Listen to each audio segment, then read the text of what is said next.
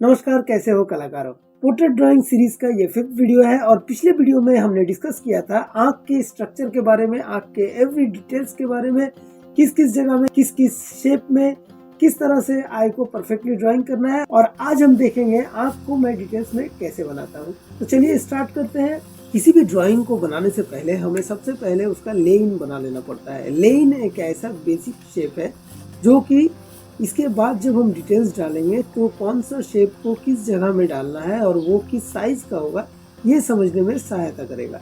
तो अभी जैसे कि मैं आँख का ये ऊपर का लाइन और नीचे का लाइन को सबसे पहले ड्रॉ कर लिया। अब पिछले वीडियो में हमने देखा था कि आई का दोनों तरफ आई लिड्स होता है जिसका एक थिकनेस होता है, तो वो आई लिड्स ही अभी मैं ड्रॉ कर रहा हूँ।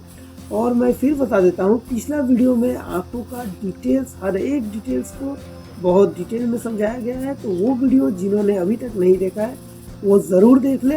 पर ये वीडियो के ख़त्म होने के बाद एंड में मैं लिंक डाल दूंगा। अब ये आईबॉल अंदर में बनाने के बाद हम शुरू कर रहे हैं इसमें शेडिंग करना।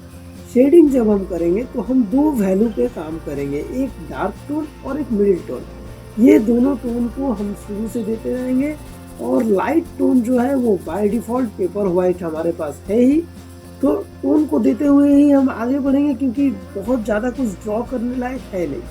अब देखिए यहाँ जैसे कि मैं ऊपर साइड में डार्क शेड डाला है। इसका रीज़न ये है कि ऊपर का जो आईलिड है उसका परछाई पड़ता है आईबॉल के ऊपर, तो इसके वजह से वो जगह में हमेशा डार्क ही रहेगा। और इसके उल्टा साइड में जहाँ पे लाइट है वहाँ पे भी थोड़ा सा डार्क हम लोग डालेंगे बाद में। अब ये नीचे का जो आईलिड है उसके नीचे का एरिया में भी शैडो पड़ेगा। बाय डिफ़ॉल्ट ये पड़ता ही है क्योंकि आईलिड के नीचे का जो पोर्शन है ये थोड़ा सा ऊंचा रहता है, फेस से थोड़ा सा ऊपर तरफ रहता है, इसीलिए जो जॉइंट है नीचे की तरफ वहाँ पे शैडो पड़ेगा। और इसके बाद अपर आईलिड जो है वो आईलिड का स्टार्टिंग पॉइंट हम डार्क कर रहे हैं क्योंकि यहाँ पे भी शैडो आएगा ही।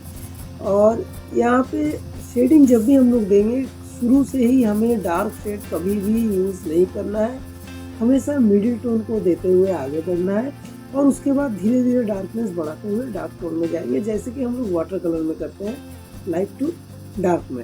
शेडिंग करते समय और भी कुछ चीज़ों का ध्यान हमें रखना है, जैसे कि ये जो अपर पोर्शन है आईबॉल का, जो अपर पोर्शन है, टोटल आँख का अपर पोर्शन आईलिड के नीचे का जगह, वहाँ हमेशा ही डार्कनेस ज़्यादा रहेगा। इसका रीज़न ये है कि लाइट ऊपर से पड़ता है और आईलिड का जो परछाई है वो आईबॉल के ऊपर आता है, तो इसीलिए ऊपर का पोर्शन को डार्क रखना है। और ये जो अभी पीपल को मैं शेडिंग कर रहा हूँ, ये पीपल का शेडिंग सबसे ज़्यादा डार्क होगा। पूरा आँख का ड्राइंग में जो सबसे ज़्यादा डार्क टोन होगा वो डार्क टोन ही यूज़ होगा पीपल में। और पीपल के बाद इसके बगल का एरिया, यहाँ पे एक इंटरेस्टिंग बात है, जिस साइड में आँख में लाइट पड़ेगा हमेशा ही ये होगा उसी साइड में डार्क ज़्यादा होगा। जिस साइड में डार्क है उसी साइड में लाइट होगा। इसका कारण यह है कि जो आँख का जो आईबॉल है वो आईबॉल दो लेंस से मिलके बनता है और वो दो लेंस जो है उसमें से एक कॉन्केव का तरह बिहेव करता है और एक कॉन्वेक्स का तरह। तो कॉन्वेक्स जो लेंस है उसके ऊपर में ये लाइट पड़ता है, जो एक्सट्रीम लाइट हम लोग आईबॉल के ऊपर देख रहे हैं, और उसके अंदर में जो कॉन्वेक्स फॉर्म में जो लेंस होता है उसमें वो डार्क शैडो आता है। तो इसके वजह से ये डार्क और लाइट का कॉम्बिनेशन आँख में बनता है और इसकी वजह से आँख बहुत ही खूबसूरत दिखता है, कुछ कुछ पानी के बूंद की तरह। और उसके बाद हम फिर इसमें डार्क टोन और बढ़ा रहे हैं, जैसे कि पहले भी मैंने कहा कि एक बार में एक्सट्रीम डार्क कभी भी नहीं देना है, इससे बाद में कंट्रोल करना मुश्किल हो जाता है। तो हमेशा ही धीरे धीरे हम लोगों को टोनल वैल्यू बढ़ाना पड़ेगा। यहाँ एक चीज़ हम हमेशा ध्यान रखेंगे कि हम जब भी शेडिंग करेंगे हम बहुत पेशेंसली करेंगे, बहुत धीरे धीरे करेंगे, ज़्यादा स्पीड में करने की ज़रूरत नहीं है। स्पीड खुद ब खुद बढ़ जाएगा, प्रैक्टिस करते करते, रेगुलर प्रैक्टिस करते करते स्पीड खुद ही बढ़ जाता है। पर स्टार्टिंग से अगर स्पीड की तरफ हम ध्यान देंगे तो बाद में जाके हमें प्रॉब्लम होगी, क्योंकि परफेक्शन नहीं मिलेगा कभी भी। जब तक हम धीरे धीरे प्रैक्टिस नहीं करेंगे तब तक परफेक्शन नहीं आएगा, और एक बार परफेक्शन आ गया तो स्पीड अपने आप बढ़ जाएगा। और अभी जैसे कि आई लैसेस करने के बाद थोड़ा बहुत शेडिंग इधर में भी मैं दे रहा हूँ, जहाँ पे नोज लाइन शुरू हो जाती है। और अब यहाँ पे एक चीज़ ध्यान दीजिए कि ऊपर का जो आईलिड है वो आईलिड का स्टार्टिंग पॉइंट लेफ्ट पे जहाँ पे मैंने डार्क किया है, उसके बाद वो पोर्शन धीरे धीरे ऊंचा होता है, ऊपर की तरफ आता है। आँख एक्चुअली में आई सॉकेट के अंदर होती है और इसके वजह से ये आँख को प्रोटेक्ट करने के लिए आँख के ऊपर से लेके आईब्रो तक का एरिया जो है वो धीरे धीरे स्लांट होकर ऊपर का तरफ आता है। यहाँ पे लाइट एंड शेड को हमें डाल के ये चीज़ समझाना होगा कि वो जगह ऊंचा है, जिसके वजह से मैंने नीचे डार्क किया और वो डार्क को धीरे धीरे मैं ब्लेंड करते हुए लाइट कर दिया।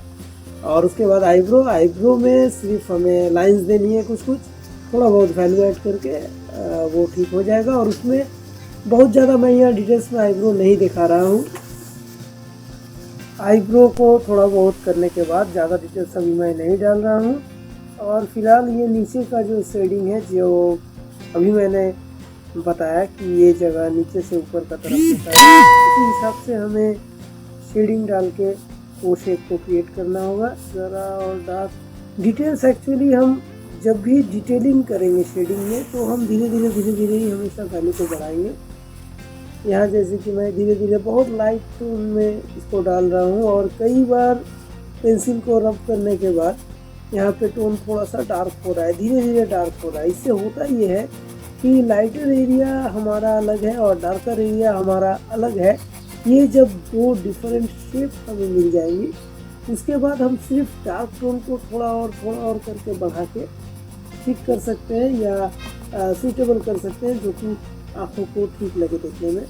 तो मिलते हैं फिर अगले वीडियो में। और जिन्होंने अभी तक आई स्ट्रक्चर का वीडियो नहीं देखा है वो लेफ्ट वाले वीडियो पे ज़रूर क्लिक करें, और जो पोर्ट्रेट ड्राइंग को स्टार्टिंग से देखना चाहते हैं वो राइट साइड वाले सीरीज पे क्लिक करें। चलिए मिलते हैं अगले वीडियो में, तब तक के लिए बाय।